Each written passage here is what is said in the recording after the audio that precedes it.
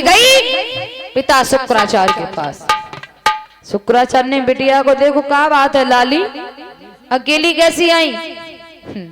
दामाद ना आए? देवयानी कहने लगी पिताजी बहुत बड़ा घटिया निकला वो। क्या मतलब? क्या मतलब पिताजी, तुमने उनसे वचन लिया था वो बांधी के पास नहीं जाएंगे, लेकिन जा करके देखो बांधी के 3-3 बच्चे खेल रहे हैं। क्या? बोले हाँ। शुक्राचार्य को क्रोध आया, शुक्राचार्य ने अंजलि में जल लिया, अपने दामाद को श्राप दे दिया, तुम बूढ़े हो जाओ। और जैसे ही देवयानी लौट के आई घरे, तब तक पति महाराज बूढ़े है गए, खटिया पे डरे हैं। और बुढ़ापा एक कड़वा सच है, बुढ़ापे में खांसी खुर्रा तो हो ही जाते हैं महाराज। अब बेचारे बुढ़े है गए, जमीन पे थूक थूक के ठंडी चुन्नी छाप रहे। देवयानी बोली क्या हुआ? याति कहने लगे तुम्हारे पिता की देन है, तुम्हारे पिता ने मुझे श्राप दे दिया है। देवयानी कहने लगी मैंने अपने पिताजी से ये कब कहा था कि मेरे पति को श्राप दे देना, बुढ़ा बना देना, अभी जाती हूँ। देवयानी गई शुक्राचार्य से, बोली पिताजी क्या सोच करके तुमने मेरे पति को श्राप दे दिया है? मेरी जिंदगी किसके सहारे से कटेगी, मैं किसके साथ रहूंगी अब? शुक्राचार्य कहने लगे बेटी ये सब गुस्से में हो गया, क्रोध में हो गया। एक बात बताऊं महाराज, गुस्सा, क्रोध व्यक्ति के अंदर पल भर के लिए आता है, पल भर के लिए, लेकिन क्रोध पल भर के लिए आता है, पल भर में व्यक्ति की जिंदगी बर्बाद कर जाता है। जनरल नॉलेज में एक क्वेश्चन आता है, यानी एक प्रश्न आता है, क्रोध को शांत करने के लिए क्या किया जाए? मालूम है किसी को? अगर जनरल नॉलेज पढ़ी होगी तो बता सकते हैं। जनरल नॉलेज में आता है गुस्सा को शांत करने के लिए क्या किया जाए? क्या किया जाए? नहीं, जनरल नॉलेज से बोल रहे हैं आप? नहीं, जनरल नॉलेज में दिया है अगर क्रोध आए, अगर गुस्सा आए तो 1 से 10 तक की गिनती को पढ़े।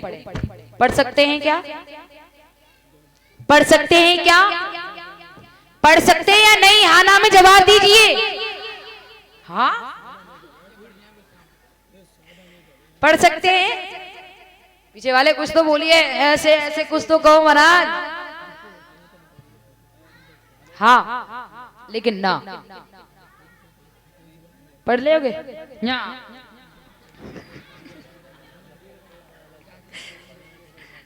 आजा गिनती पढ़वाऊं मैं तो।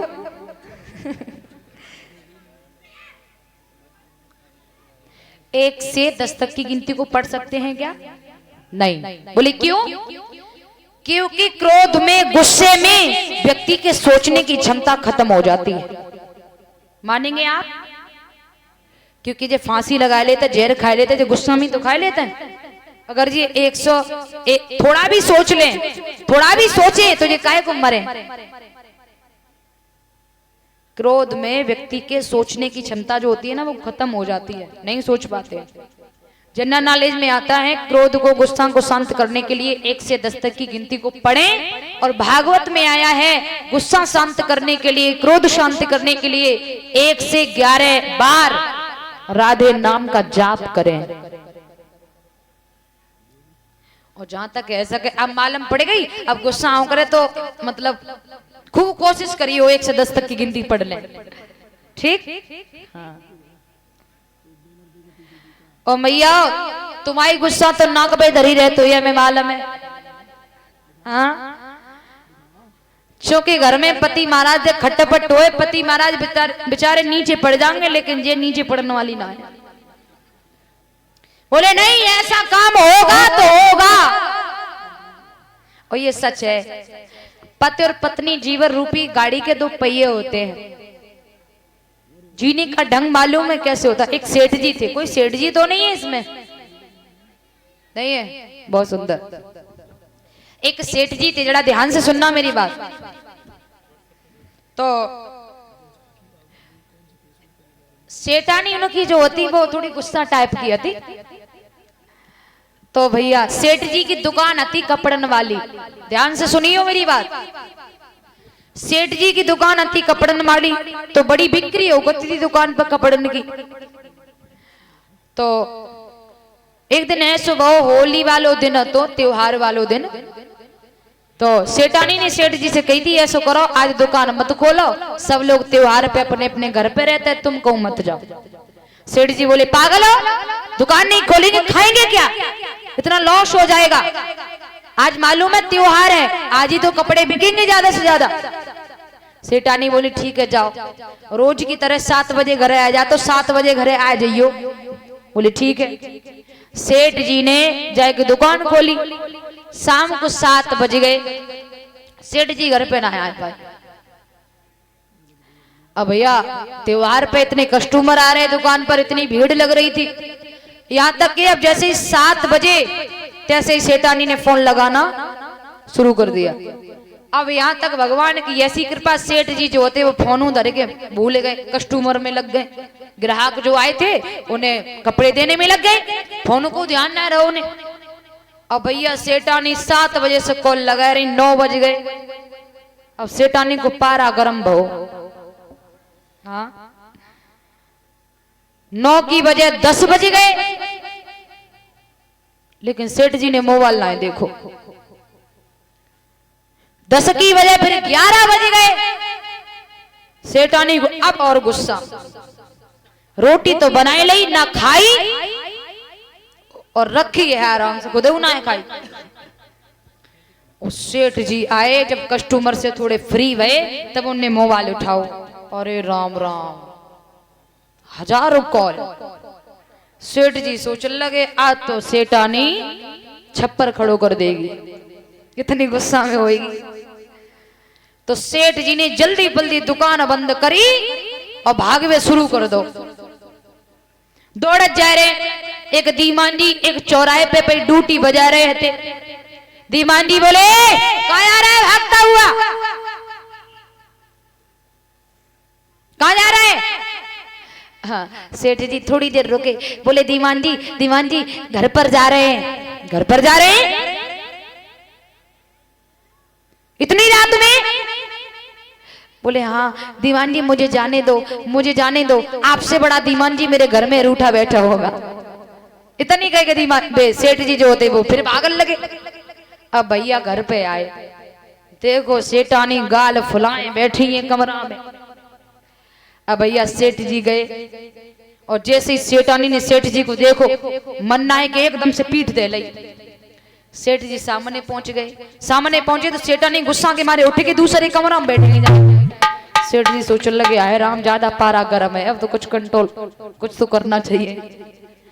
तो सेठ जी दूसरे कमरा में पहुंच गए और धीमे से बोले गए ए जी खाना मिलेगा क्या। सेठानी गुस्सा में बोली ना, रसोई में गई, थरिया में वैसे तो सम्मान से 2 पूड़ी रखती थी सम्मान से, लेकिन बाद ना 10-20 पूड़ी इकट्ठी रख दी और एक बड़ो से कटोरा भर के थरिया में रख दो और पटक दी आगे थाली ले, और थाली रख के दूसरे कमरा में फिर बैठ गई जाएगा। सेठ जी मुस्कुराने लगे ज्यादा पारा गर्म है महाराज, कहा करें। तो सेठ जी ने कहा करो भाई थाली जो खाना पसक दिया था ना सेठानी ने, भाई थाली लेके सेठानी वह कमरा में पहुंच गए और सेठानी की सर पे थाली रख दी और धीमे से बोले अजी सब्जी भी ठंडी है, पूड़ी भी ठंडी है। सेठानी बोली क्या कर रहे हैं आप ये। सेठ जी बोले सुनो ना, सब्जी भी ठंडी है, पूड़ी भी ठंडी है, मैंने सोचा सेठानी का भी मूड बहुत गर्म है, थोड़ा गर्म ही कर लूं इस पे रख के।